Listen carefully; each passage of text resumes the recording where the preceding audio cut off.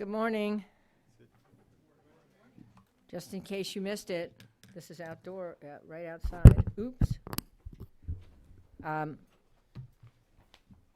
We were waiting for people to get through the maze of security in this building, but we decided to reward the people who came on time.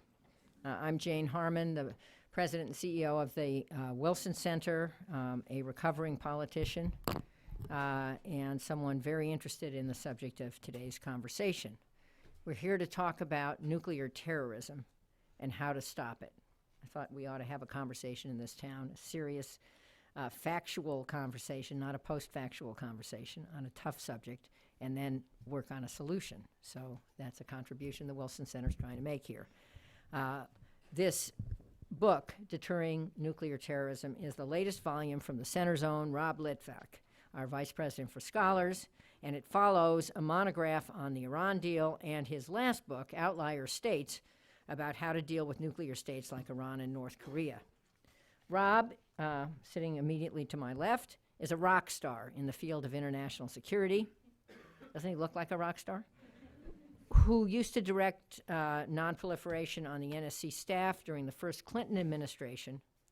The nexus of security and terrorism, I thought that was going to be the marching band, is a concern that he and I know many of you, share.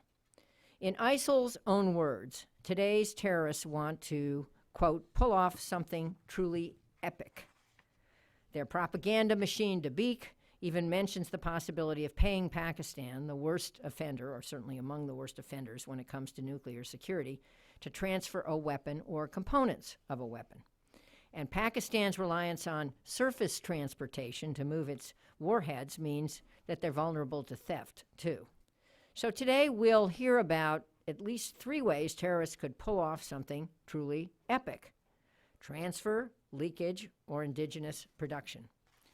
This is, as I said earlier, exactly the kind of event the Wilson Center does best, showcasing our impressive, nonpartisan talent. We're up to 44 books this year alone and counting. One, Joby Warwick's Black Flags, just won the Pulitzer. My personal thanks and affection to our moderator today, David Sanger, a regular visitor here, who learned everything he knows about national security from his time as a public policy scholar here. In case you missed it, that is a fact. David can't stay away, and we're thrilled that if this election ever ends, he will, there's no subtle meaning in that statement, he will return in the new year to write a very important book about how nations use cyber to prepare the battlefield. I think the working title or the title is Short of War. Did I just give away something? Was that classified? Yeah, it wasn't highly. It wasn't highly classified. We give away classified stuff all the time. It's the New York Times. So David has authored 2 books so far. The good one was written here, and has a storied 3 decades career at the New York Times on 2 Pulitzer teams. And today, in case you missed it, and I read the print edition, he's on page 1 of the New York Times. He says that was yesterday's article, but I read it this morning in my print edition of the New York Times. He has an article on Hillary the Hawk. So please, that's not quite the title, but that was the essence of the article. Is that fair? Yeah. Close. Please welcome 2 amazing Wilson Center rock stars, and we'll start with David Sanger. Well, thank you, Jane. It's great to be back at the Wilson Center. It's great to know someone's still reading the print edition, Jane. I think and you pay for it, right? Even better. We are moving to basically an all digital first, but we still keep the print edition around because we know that Jane is still reading it. So, Do we keep me around too? as long as the print edition remains and you remain, both will thrive. Okay. So thank you all for coming here. It's a particular pleasure to do this with Rob, because there's no one in Washington that I turn to more often to just bounce ideas off of, talk about stories that we're working on, trying to take the subject matter, which is in its usual Washington way, chaotic, partisan, partial, and try to place it into some broader framework. And if you haven't had a chance yet to read Deterring Nuclear Terrorism.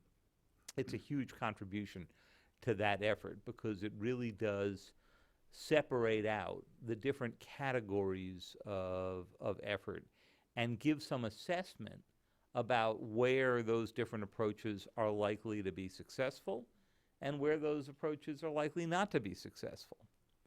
You know, what I always say about our thoughts about nuclear terrorism is the way I'd love for this debate to happen in Washington is to imagine for a moment the worst that we would never wish, which is a nuclear incident somewhere in the world. But think of sort of any episode of 24 if you still download that. And then back up by a week or a month or a year or 10 years and say, if we knew 100% that this tragedy was coming, what would we do differently from what we do now? And then ask the question, so why aren't we doing it? To which, of course, there's absolutely no answer other than distraction, having the wrong priorities, or running out of money. But what's remarkable, I think, about Rob's book is he gives a series of approaches here that actually don't cost very much. And actually, if you drop them into the wave of a $500 billion Pentagon budget, you would never even see it as a rounding error, which makes it all the more remarkable that we're not doing some of this stuff. So let's dig right in. Rob, as Jane suggested, you've got sort of three big categories here in which you make pretty compelling arguments. So why don't you lay those out for us, because I think it's a great jumping off point for us to take off. Well, first, thank you, Jane, for that kind introduction, and thanks to David, who over the years has done path-breaking reporting for the New York Times on nuclear issues and has been an essential resource for this book. Let me briefly sketch out my main argument. Terrorist groups like Al-Qaeda and ISIS have declared their intent to acquire a nuclear weapon and would have no compunction about using it. The constraints on them are practical and technical, not political and moral. So to prevent nuclear terrorism, we must block their acquisition of the capability that would allow them to act on their intention. For the terrorists, there are three pathways to the bomb, as Jane mentioned. They can buy one, steal one, or build one. And each of these routes would require the involvement of a state, either through a deliberate act or through negligence. A traditional tenet of arms control policy is that proliferation occurs in states. That is where the weapons and the fissile material to make weapons reside. Al-Qaeda does not have its own uranium enrichment program to produce weapons-usable material. There are 9 nuclear weapon states: the United States, China, Russia, Britain, France, India, Pakistan, Israel, and North Korea. 15 additional states have weapons-usable material, that is, highly enriched uranium or plutonium. If the worst-case scenario happened, a nuclear 9/11, from which state would the bomb the terrorists used most likely come? If you polled non-proliferation experts, the top 3 suspects would be Pakistan, Russia, and North Korea. Which country is notably missing from this list? The one that the State Department calls the most active sponsor of terrorism, Iran. That is because last year's Iran nuclear deal will block Iran's pathways to a weapon or weapons-usable nuclear material for at least 15 years. Consider that. The leading state sponsor of terrorism would not be the leading suspect if the worst form of terrorism were to occur. This leads to my central argument. The key to addressing non-state terrorist threats are effective strategies towards states. If you get it right on the state level, by locking down weapons and weapons-usable material, you don't eliminate all non-state threats, but will take us far in achieving that goal. So what are these strategies? They're ones employing an updated, retooled version of the Cold War concept of deterrence. There are two variants of deterrence: deterrence by punishment and deterrence by denial. These are the two variants. The one most familiar to us from the Cold War is deterrence by punishment, which affects the intention of a state to carry out a hostile act through the threat of a punitive response. Hence, for example, Soviet aggression in Europe was deterred by the credible threat of US nuclear retaliation. The alternative variant is deterrence by denial, which affects not the intention of the state, but the capabilities of a state, either by blocking the acquisition of those means or through the adoption of defensive measures to render them ineffective. The vast majority of work done in the nonproliferation arena to counter nuclear terrorism falls under the rubric of deterrence by denial. This covers a range of activities such as export controls to limit access to technology. Jane worked extensively on this on Capitol Hill. Physical security at sensitive sites to lock down fissile material, and weapons to prevent illicit diversion. The quintessential example of deterrence by denial was the Nunn-Lugar Cooperative Threat Reduction Program. It was initiated by the United States Congress during the chaotic breakup of the Soviet Union to prevent an inadequately secured loose nuke falling into the hands of terrorists. Over 2 decades, the program deactivated 7,600 nuclear warheads and secured 24 nuclear weapons storage sites. For good reason, former Secretary of Defense William Perry referred to the Cooperative Threat Reduction Program as defense by other means. The Obama administration pursued a similar deterrence by denial strategy to secure nuclear weapons and materials globally through a series of 4 nuclear security summits. The summits brought together 50 heads of state and made significant progress, most notably by reducing the number of countries with weapons-usable nuclear materials from 32 to 24. The impetus for my new book is that the countries of primary concern, Pakistan, North Korea, and Russia, are each at an inflection point. Pakistan continues to build up its nuclear arsenal, including the development of battlefield tactical nuclear weapons, and it faces the internal security threat of radical Islamists attempting to infiltrate its nuclear establishment. North Korea is on the verge of a strategic breakout, both quantitatively by ramping up its number of warheads and qualitatively by mastering warhead miniaturization. It is the one state that might plausibly sell a nuclear weapon to a terrorist group. And finally, Russia, which inherited the Soviet Union's vast nuclear arsenal and stocks of fissile material, which terminated its nuclear security cooperation with the United States under the Nunn-Lugar program. The end of this cooperative relationship raises concerns about Russian backsliding, whether the financially strapped Putin regime will continue to fund the US-financed security upgrades at the Russian nuclear sites. And the challenge remains formidable, as an authoritative recent study ranked Russia as having the worst risk environment among countries with weapons-usable nuclear materials. The Iran nuclear accord set an important non-proliferation precedent: deterrence by denial through arms control. That approach, which we can discuss, should be attempted to constrain the nuclear capabilities of 2 other hard cases, North Korea and Pakistan. In both, as I can flesh out, the objective would be to cap and secure those countries' nuclear weapons and weapons-usable nuclear material. Opting for a negotiated freeze of capabilities recognizes the hard reality that full rollback of either North Korea's or Pakistan's nuclear programs is not a diplomatically attainable objective at this time. That said, even the more modest goal of capping and securing their nuclear arsenals would face formidable political obstacles in both countries. Finally, let me turn to the threat posed by ISIS. As President Obama has stated, the Islamic State is neither Islamic nor a state. But its control over territory in Syria and Iraq give it the economic and technological capabilities of a state. hence the importance of the current offensive in Mosul.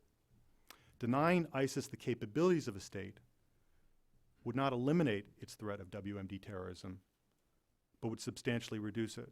So to sum up, nuclear terrorism encompasses a spectrum of threats: the detonation of a nuclear bomb, an attack on a civil nuclear installation, or the dispersal of radiological materials through a dirty bomb.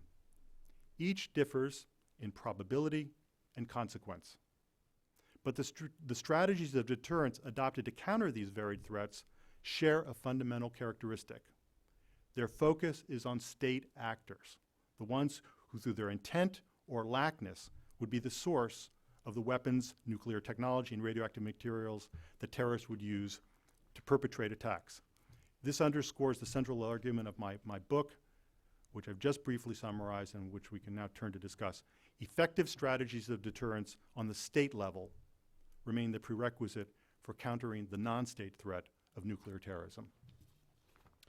Well, thanks, Rob. I think that gives us a great overview. And so let me drill down for a moment on the hardest case, which is North Korea, for all the reasons that you laid out.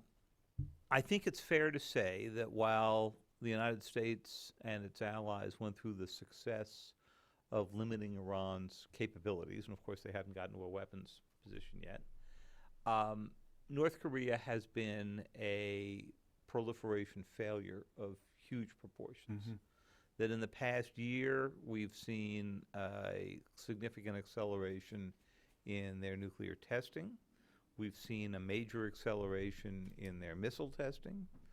The U.S. and South Korean intelligence agencies have concluded that they probably already have the capability to shrink a weapon that could fit onto a short-range missile.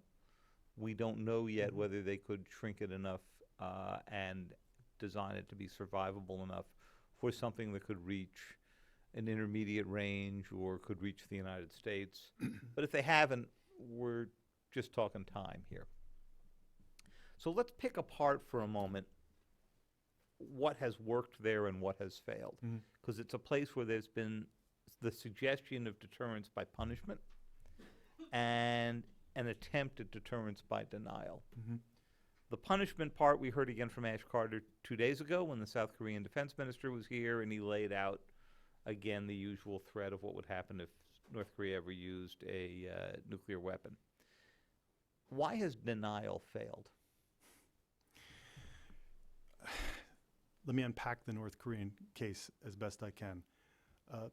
The subtitle of the section of the new book dealing with North Korea is titled A Failed State with Nuclear Weapons. I mean, consider, and we have a really robust set of programming activities at the Center on Asia. Consider the juxtaposition. You have a $1.5 trillion economy in South Korea, $5 trillion economy in Japan, $11 trillion in China. What is the GDP of North Korea? $40 billion, according to the CIA. That's the size of the economy of Jacksonville, Florida. I looked it up to find an equivalent. And yet it will have a nuclear arsenal that's poised to grow from 20 to 100 weapons. And there's a huge difference for us in terms of the strategic breakout if it's at the 20 end of the scale or 100. There have been repeated failures to constrain the North Korean program. There was the agreed framework in the 1990s that froze the plutonium program. Then A.Q. Khan transferred centrifuges to North Korea. They began a covert uranium enrichment program that led to 2002 when they were confronted on that, and the collapse of the agreed framework, which allowed North Korea to separate plutonium for its first 10 or so nuclear warheads. North Korea views nuclear weapons both as a deterrent to prevent attack because it perceives an existential threat from outside, and it's their one bargaining chip that they play over and over again. And the point that I make in the book, really the thrust, the occasion for a kind of a new diplomatic push to constrain the capabilities, really revolves around the question of the role, a pivotal aspect of this is the role of China in all of this. And there's been a longstanding debate about outsourcing versus the enabling that, outsourcing the problem to China and the enabling that China has done to allow North Korea to reach the point that it's at right now. But what's changed, a new factor, is that if North Korea achieves this strategic breakout, it will lead to a response in the region and by the United States. In 2 to 3 years, North Korea is poised with long-range ballistic missiles to threaten, and miniaturization of warheads on top of those missiles to threaten the United States. That changes the strategic calculus here, which Secretary Carter referred to. China is going to face a hard choice. Either it can assist the United States in capping the North Korean program by placing meaningful pressure on North Korea, or it can live in the strategic environment in which North Korea has 100 nuclear weapons. But Rob, you still keep talking about capping, and while I agree that may be the most we can hope for, the official policy of the United States and of South Korea is that any negotiation we head into has to be headed into with the understanding that its goal is to eliminate nuclear weapons on the Korean Peninsula, which was the wording in the agreement that was signed in 1993 or 94, I think. It was 1994. It was the agreement that was signed again in 2005. So we've had more than 20 years of agreements for this, and we now have a larger arsenal there than we've ever seen before. Your essential argument is we have to give that up if you're going to make any diplomatic progress. I think we have an impasse where North Korea says it will not come back to the negotiating table unless it's recognized as a nuclear weapon state. The United States asserts that it will never recognize North Korea as a nuclear weapon state. As stark as that gap is, it's an area that diplomats should be able to finesse to get the sides back to the negotiating table. My field is comparative non-proliferation. As you look across the hard cases, there are some commonalities, despite the you couldn't have states more different than Iran and North Korea and Libya, states that we bundle together under the kind of the rubric of these hard cases, sometimes called the rogue states, is that essentially there are three, if you had to use bumper stickers, you have three negotiating options. You can bomb, you can negotiate, or you can acquiesce. And what unfortunately is happening, and which rankles me as a card-carrying utilitarian, is that when we can't bomb, and there are impediments to negotiation, we end up in that third box of acquiescing to bad things happening, as in this, I think strategic patience is probably a phrase like leading behind that they would like to take back. It would. But let me ask you about a fourth. And what it leads to is that we're being patient while they're ramping up. But there's a fourth box. The reason Iran came to the negotiating table in the end was a combination of sanctions, which every administration official involved in this will talk to you about, and sabotage, which no administration official involved in this will go talk to you about. And it was about a 50-50 mix. And they both had the same goal, which was to convince the Iranians that one way or another they weren't getting at it. Could you argue that we have never actually been serious about our sanctions on North Korea, and that there's way more that we could have done in the world of sabotage? Well, could we have done more on the denial side through, as our president would say, a host of measures? I look forward to reading a forthcoming book on cyber, which may get into new efforts that the United States may have to infiltrate the sensitive nuclear programs of adversarial states that would impede their ability to actually use the. No, we tried that in Iran, and yeah. But but most of the other cases you describe here are a lot more complicated because they actually have existing arsenals. This is really the bind, that with all the bandwidth that Iran got, we were really talking about capping an incipient nascent capability, whereas North Korea, which had crossed the nuclear threshold in 2006, was just ramping up its warhead side. And I think that a fair criticism of the Obama administration, which I admire in many respects, is that while they were focused on, they didn't bring the same creativity and energy to North Korea that they did to Iran. An old North Korea hand said, "North Korea does not respond to pressure, but without pressure, North Korea does not respond." And we need to think of how can we create meaningful pressure on North Korea to prevent the problem from getting worse, to keep them at the 20 end of the continuum instead of 100, because that's the best, making the best of a bad situation. China has been hesitant to put meaningful pressure on North Korea because it's concerned that it could lead to regime collapse with the specter of refugees on their border and the possibility that you'd have a unified, basically pro-American, Korean state. The focus of this juncture, and it's like almost a titration in chemistry. It's like how you get the pressure right such that the North Koreans will see an increased, it's a utility function, increased incentive to agree to a cap, which is freezes the program in the here and now, but pressure that is not of sufficient magnitude that it could bring about regime collapse, and that at which point the Chinese will drop off of applying pressure. Now, if we achieve this deal, and I think it would be something that the next this administration could pursue, and the next administration should think about, it would lead to competing narratives if there were a cap. The North Koreans would say, the world should recognize this as a nuclear weapon state. The United States narrative would be, no, this is the first step toward this visionary kind of denuclearization of the Korean Peninsula. As you wrote from Europe when you're covering the Iran nuclear negotiations, the Iran nuclear negotiations themselves opened the door to competing narratives between America that said this blocks the program, and and the Iranians who said this deal recognizes our inalienable right to enrich uranium, and we stood up to the bullying of the major powers of the world. So competing narratives will come out of a deal, but the focus should be on blocking their access to weapons-usable fissile material and fabrication into warheads. And it's making admittedly, it's making the best of a bad situation. So let's turn for a moment about the role of deterrence by punishment to prevent a state from transferring nuclear weapons or components and so forth. So there's an interesting North Korea-Syria example you lay out here, in which the Syrians were building a complete replica of the Yongbyon reactor. That got redecorated one evening by the Israeli Air Force. And the best we can tell is the Syrians, who have been distracted by other things, have never turned to this again. But the North Koreans didn't pay much of a price other than losing the business in Syria. We've made pretty clear to Pakistan what the result might be if they were caught.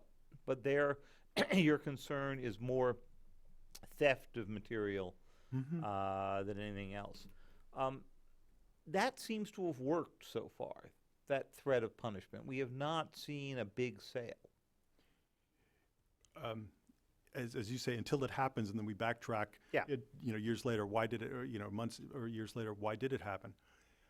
U.S. declaratory policy on the issue of transferring nuclear materials or a weapon to a terrorist group, it's a very interesting formulation that they have, and it dates to the North Korean detonation in 2006, and most recent in the Obama administration, an important interview conducted with a certain correspondent of the New York Times when the Nuclear Posture Review was rolled out in 2010. U.S. declaratory policy on this issue is that states will be held fully accountable for their actions. It doesn't say there will be an automatic retaliation, and the reason for this tortured, crafted language is, well, start with Russia. As Willie Sutton said, why did you rob banks? That's where the money is. I mean, that's where the tons and tons of fissile material are. And indeed, this last week, President Putin announced that Russia was not going to dispose of 34 tons of plutonium, enough for 17,000 weapons, as negotiated in a bilateral agreement with the United States. It doesn't mean that plutonium is going to be made into weapons, but it's not going to be rendered unusable for weapon production. We did not want to get into a bind where if a Russian loose nuke went off, that we would have an automatic retaliation against Russia, which is the one country which poses an existential threat to the United States in that it could end our society, through nuclear retaliation. And yet, back to a utility function, they wanted to increase incentives for states to act responsibly to secure their weapons. So the fully accountable doesn't promise automatic response, but any state would have to take into account that if a weapon attributed to them, and the developments on attribution technology, nuclear forensics, it's been kind of a major advance. Major advances have been made in the last decade. No state would run the risk that a weapon that originated, or the material that originated in their country, could not be traced back to them. And it's that which creates an incentive for them to act responsibly. Like the tacit threat of retaliation under the fully accountable formulation, that if one of these went off, they might be held really accountable, creates an incentive for them to lock the material down so that it doesn't escape. Now, the one exception and the one tweak of the declaratory policy may well be for North Korea, which doesn't have the ability, at the current given the current size of its arsenal, to retaliate to us. And it's the one country, as Secretary Gates said, they'll sell anything to anyone. I mean, they sell methamphetamine, kind of industrial, not Breaking Bad quality methamphetamine, but like industrial scale methamphetamine on the market. They're poisoning East Asia with their methamphetamine. They counterfeit $100 bills. They've engaged in these illicit activities. So it's the one state that might plausibly sell a nuclear weapon or nuclear materials to terrorist group. For North Korea, the general guidance of fully accountable might be tweaked to the bumper sticker, don't even think about it, that if you did transfer a nuclear weapon or nuclear materials to a terrorist group, at that point, from the U.S. government's perspective, all bets are off. We would pursue a regime change. We'd come at them with everything we've got. We would pursue a regime change strategy toward North Korea, because at that point, the stakes would have changed. I mean, through this move that's just off the chessboard completely. We spent most of our time discussing the far outside element of a full nuclear weapon. If there's one thing that amazes me the most about the past 15 years since 9/11, it's that we haven't seen a dirty bomb.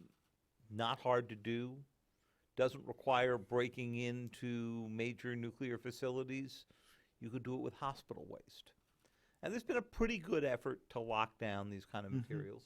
But the fact of the matter is, there's so much of it, and so much more of it produced each and every day in industrial areas, in the medical arena and all that, that you're never going to lock down all of it that you should. Why hasn't this happened? Nuclear terrorism, as I concluded, it encompasses a spectrum of threats: the detonation of a weapon, an attack on a civil nuclear power plant, which ISIS was scoping out in Belgium in 20... Not only scoping out, but it turned out that the Belgium plant had a worker who went off and joined ISIS, and it took the Belgians about 2 months to go figure that out. Yeah. And then on this continuum is the dispersal of radiological materials through a dirty bomb. And the focus in my short book is really on the weapon piece of it, locking down weapons and the materials that could be used to make a weapon. And I referenced the dirty bomb piece, but it's not the primary focus of this study. And there, the steps have been taken. The nuclear security summits that the Obama administration convened have sought to promote best practices and locking down material. But these are the radiological materials are in pervasive use in our society, in commerce, and at hospitals. And so denial strategy is particularly thorny in this case. I'm surprised, frankly, that we've not had a radiological bomb dispersal device, a so-called dirty bomb, go off. A dirty bomb has been called not a weapon of mass destruction, but a weapon of mass disruption. We have a collaborative relationship with the nuclear laboratories, and I was talking to one expert who said that after 9/11, someone had come up to them, knowing he worked in a nuclear complex, said, "Oh my God, what would have happened if 9/11 had been a dirty bomb?" And he said, 3,000 people would be alive, because you'd have the blast effects from the weapon, you would have had a spike in cancers from the long-term radiation, but it wouldn't have brought down the two buildings the way they did with the immediate 3,000 casualties. That's to be sure, that's not to minimize the threat of a radiological device. but the immediate casualties would be less than other forms of catastrophic terrorism. But when people hear the word radiation, radioactive, they will head for the hills. And this is a tricky politically to finesse. But More one thing people would die evacuating New York than would have died from the radioactive effects, right? you said it, so I didn't. Yeah.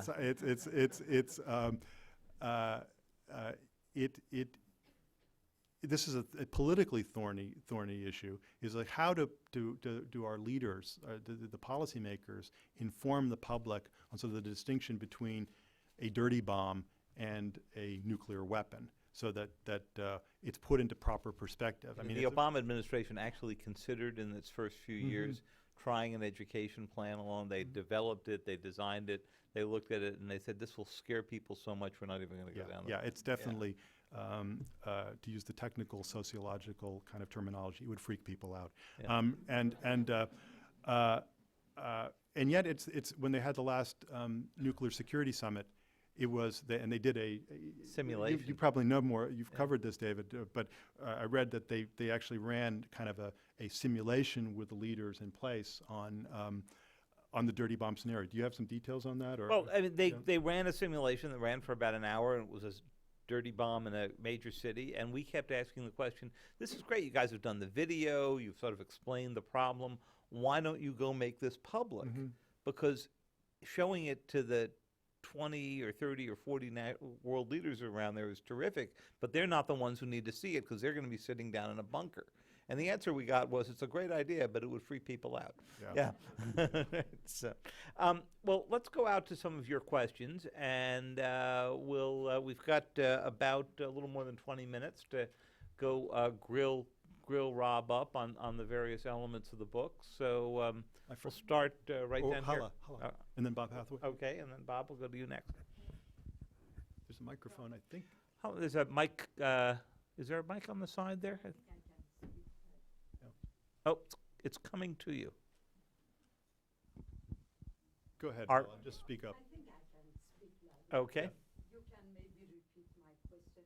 Rob, I still have a problem with understanding why the Chinese are not worried and don't stop, thank you, and don't stop the North Korean now. What are they waiting for? Because, I mean, you know, they can't stop them, and they can't stop them seriously, you know, regardless of whether they are worried that eventually, if the government collapses, there will be a rapprochement between the US and North Korea. I mean, that's a bit far-fetched, but I think can you explain that, please? Well, I'm a consumer of the literature there, and I'm fortunate at the Wilson Center. We've got a wonderful, Kissinger Institute program that my colleague Robert Daly runs, and we have Ambassador Stapleton Roy to provide authoritative assessment of where the Chinese are coming from. The evolution of China on nonproliferation is fascinating, and it sort of kind of reflects their trajectory, kind of re-entering the global community from their period of relative isolation during the Cold War. The original Chinese attitude toward nuclear weapons was that it was just another weapon. And we have Christian Osterman and his Cold War International History Project have documents where Mao's taking a pretty relaxed attitude, like if there's a nuclear attack and we suffer 10 million casualties, well, we can absorb 10 million casualties. China also felt that more was better, that it was not a problem to proliferate weapons to other parties. And it was central to the origins of the Pakistan program, transferring capabilities and even viable weapon design. Then, as they entered the what we call the family of nations, the community of nations, its attitude began to change. But their technology transfer to the AQ-Khan network in Pakistan had already occurred. In fact, some of the materials in Libya that they got in 2003 after the Libyan deal had Chinese kind of markings on them because it had been photocopied. It was the AQ-Khan, nuclear starter kit. There's a full bomb design. Yeah, full bomb design. Right. Now the Chinese they've taken if you look at the kind of continuum of attitudes on China, the New York Times, the paper of record on its editorial page, just recently referred to China as being North Korea's enabler. And there's some who've argued, why don't we outsource the problem to China? Let them kind of put pressure on North Korea. The North Korean attitude is that it's not their problem, and they point to the United States. You sort it out. You know, you don't have you're in a state of war with North Korea from the Korean War. You need to work this out with North Korea almost bilaterally. I think we're at a point now, though, that it's the categories and the positions are breaking down. And I characterize it. China faces a stark choice. It can either join the United States and other parties, Japan, South Korea, to place meaningful pressure to the here and in the here and now cap the program, or it lives with the strategic consequences of it. We just deployed the THAAD, the high altitude defense system in South Korea, which the Chinese went berserk over, and the U.S. officials pointed out, well, that system wouldn't be needed if North Korea constrained its capabilities. You have vocal voices, minority vocal voices in South Korea and Japan calling for the reassessment of their nuclear capabilities, their nuclear intentions. So the stark choice for China is they can assist, or they live in the strategic neighborhood which has North Korea with that size arsenal, and it'll lead to the change in U.S. attitudes, because China, which has a long-range ballistic missile that can accommodate a warhead that can reach the United States, will transform the stakes in Washington as well. The only thing I'd add to that is that there's the continuing uncertainty in Chinese mind about what would happen in the case of a North Korean collapse, in which they, on the one hand, realize South Korea is the only one that could sort of take over the territory, but don't want us right up on their border. So they're not willing to go do anything that will press the regime to potential collapse. I mean, I was talking to someone about the long game for North Korea. I mean, here it is, this state of $40 billion in neighborhood with states that have $1 trillion, GDPs. And I'm, talking to someone, thinking through, well, what is their long game? How long do they think they can keep this family kind of cult going with a $40 billion economy? And the answer, I think, to what is their long game, it's not to lose the short game. Yeah. And they keep playing the short They're game. doing pretty well in business since 1945. Bob Hathaway, Yeah, Bob. Rob, congratulations. I read much of this book last weekend, and once again, I'm just astonished both by the depth of your knowledge, but also the way in which you can take complex problems and make them so that the rest of us can understand. So, wonderful job. A question about North Korea. I've been struck, and David, I'd like your reaction to this as well. I've been struck by what seems to me a impressive rise in recent weeks of discussion about a military option vis-a-vis North Korea, a preemptive strike to take out the North's nuclear assets. I recall that 20 years ago, Bill Perry estimated that war on the Korean Peninsula would cost $1 million and $1 trillion, 1 million casualties and $1 trillion. Surely the casualty and the dollar figures much be higher than that now. What do you make of this talk? Is it for real? Well, let me provide some context, and then David, who's like on the case covering the story, can tell us if it's real or not. North Korea in 2002, 2003, the nuclear agreement, the agreed framework with North Korea was abrogated by the Bush administration because of North Korean cheating by pursuing this covert uranium enrichment program. And that decision is controversial. I mean, it's defended as sort of an appropriate response to North Korean cheating. On the other hand, we had the plutonium program of known scope and known urgency frozen, and we abrogated that agreement to confront North Korea diplomatically on a uranium enrichment program of unknown scope and unknown urgency. And I think one of the reasons why the Bush administration made that move was that its policy was predicated on the assumption of regime collapse. Senior officials said that North Korea was teetering. And if you link the threat posed by the country to the character of its regime, not just its capabilities, and you posit that the regime's going to disappear, that changes your calculus of how you play it out. Once the agreed framework ended, North Korea separated the plutonium from the spent fuel rods, the nuclear fuel rods that were at their Yongbyon facility, and fabricated their first dozen weapons. As Napoleon said, if you're going to take Vienna, take Vienna. We don't have a target in North Korea right now because they separated the plutonium, removed it to sites at least not known in the public domain, and I would guess not with assurance, even in governmental circles. So that targeting is an issue.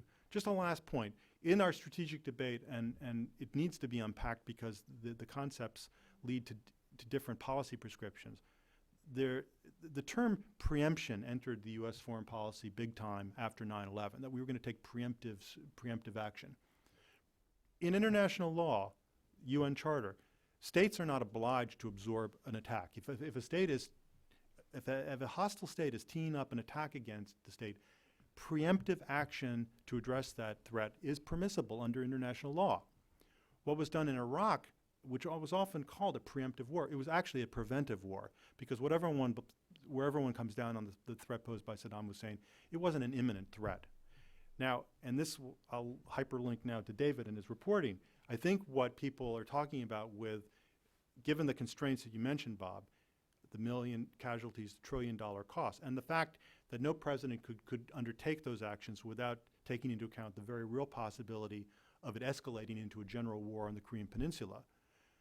The discussion I've heard is more about an imminent threat, as in a missile is on a launch pad with a warhead on top of it, where some of the criteria for preemption may hold. Now, I don't know if David, who's covered it. So there are more war plan gaming has been done about the Korean Peninsula from 1953 to the modern day than probably any other corner of the earth. And I think even Bill Perry would tell you that the kind of preemptive action that he advocated with Ash Carter, actually, in a Wall Street Journal editorial more than a decade ago, probably is not workable today.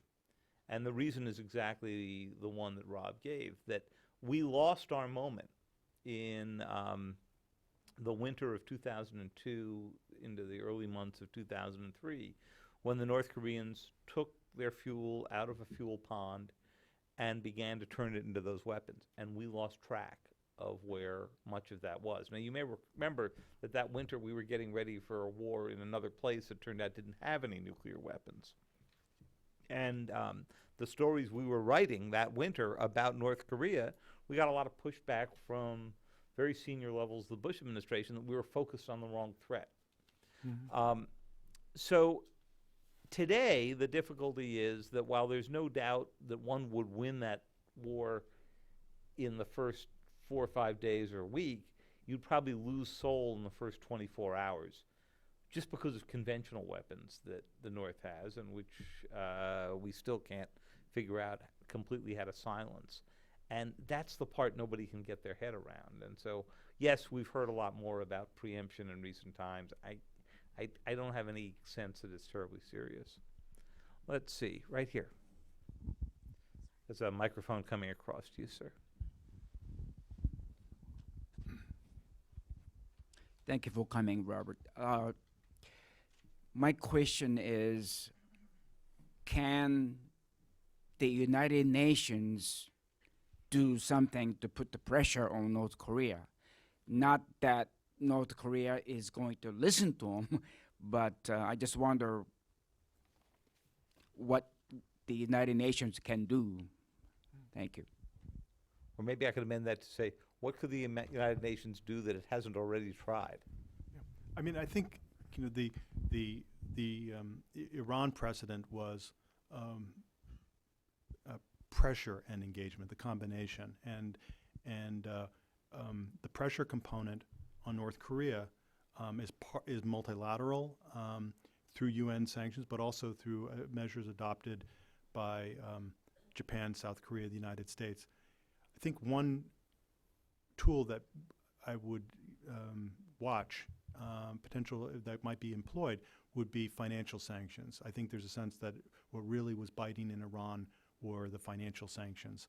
And they wouldn't be focused on North Korea, which is barely plugged into the international system. I mean, I noticed when the cyber attack on North Korea occurred, they basically, there was like one plug to pull, basically, metaphorically, because they have such limited access to the outer world. It would rather be financial sanctions on Chinese financial institutions and to pose a stark choice. If you're a bank in China, do you want to do business in the United States and have access to $16 trillion economy and those of Japan and South Korea, or do you want to do barter arrangements and provide a conduit for the laundering of North Korean money? Those sanctions were attempted. The Bank of Macau, sanctions, Banco Delta sanctions in Macau, and they were felt.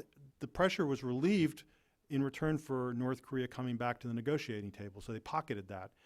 I think if they were applied in the future, they would be done in the way as was done in the case of Iran, where they would be lifted, but only if North Korea came into compliance. We have a honored guest right down in the front row here. So, welcome, Prince Turki. On the Iran deal, when it's over, will it be over? That's a great question, and that is the question. If the agreement is successfully implemented, it will block Iran's access to weapons-usable material, highly enriched uranium, and therefore a weapon for 15 years. Yes, Iran could cheat, but when they've cheated in the past, as in Natanz and Fordo, they've been discovered. They would be running a huge risk if they were to develop a covert uranium enrichment facility. But the monitoring is such that I think there's, with Secretary Moniz, assurance that large-scale cheating of that kind would occur. The big question is what happens at the end of 15 years? The administration's position is that a lot of these export controls go longer than 15 years, and that Iran had declared its recommitment to the Nuclear Non-Proliferation Treaty as a non-nuclear weapon state. That's talk and paper. I've written that much of proliferation is about buying time, and that the Iran nuclear deal was transactional. It addressed a discrete threat of Iran's nuclear breakout so that it could move from a hedge capability to an actual weapon. The criticism of the deal is that it was only transactional, that it wasn't transformational, that Iran remains a state sponsor of terrorism, its human rights abuses.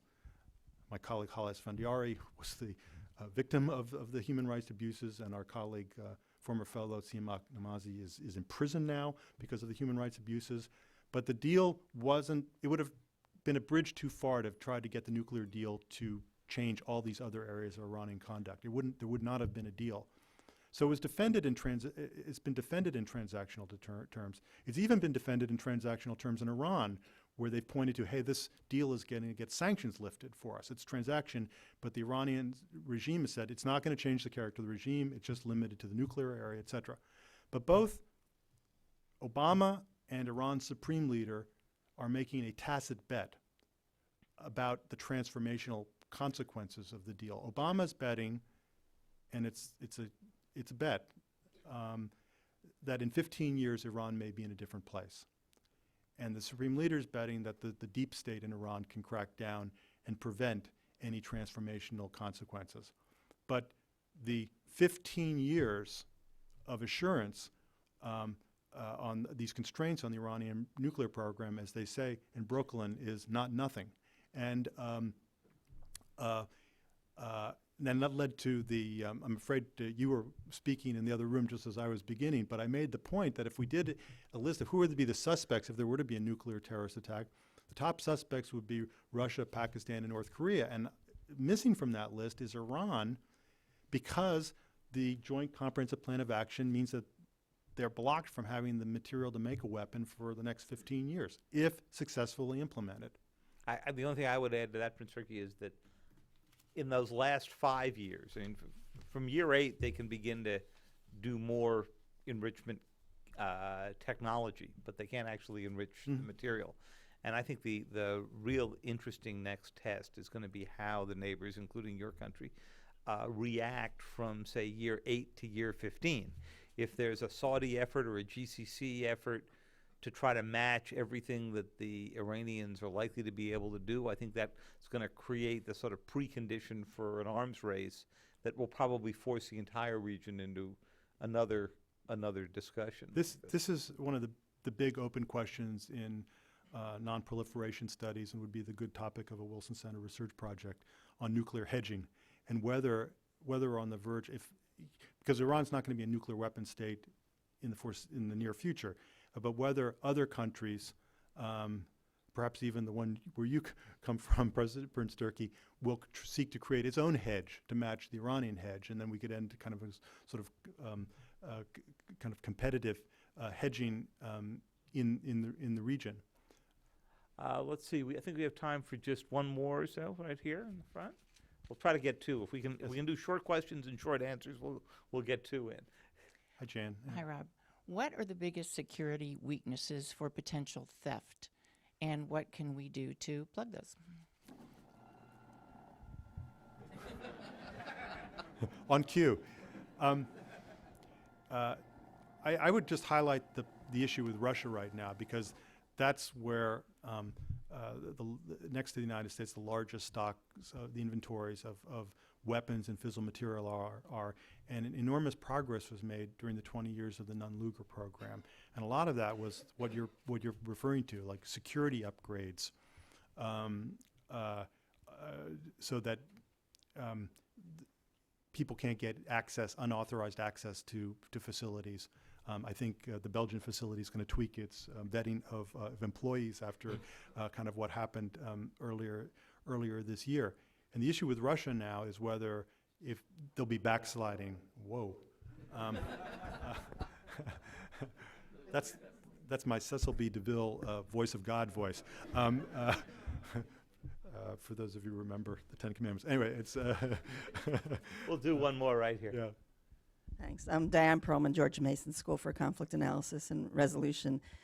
So my question addresses coercive measures as opposed to positive inducements or some combination, and deterrence theory and spiral theory. And some people here might be familiar with work of like Jervis and Lebo. So what if North Korea is acting so if you act according to deterrence theory, sometimes you flip into spiral dynamics. So what if North Korea is sending us a signal by doing a test saying, don't attack us, because if you do, we can retaliate. And then, there's a whole issue of misperception, and we say, oh, they're threatening us, we'll show them, and then we send them a signal, and they misperceive our signal. And what about like some positive inducement, face-saving way out? And I think Teddy Roosevelt got it right when he said, talk softly and carry a big stick. So the stick can be in the back and softly up front. Well, thank you for that question. I mean, North Korea is an opaque society. I mean, and I was talking to Bob Hathaway, who asked the question, and I thank because he's provided me such useful comments over so many years, including on this manuscript, is that when you think about North Korea, we know of 2 decisions of how they made it. And it was in 1994 when Jimmy Carter was meeting with Kim Il-sung, and he decided on the spot that he would allow UN inspectors back in. And then in 1999, in a meeting with Kim Jong-il, and Madeleine Albright, when he agreed to possible limitations on North Korean ballistic missiles. But other than that, it's opaque, and we surmise.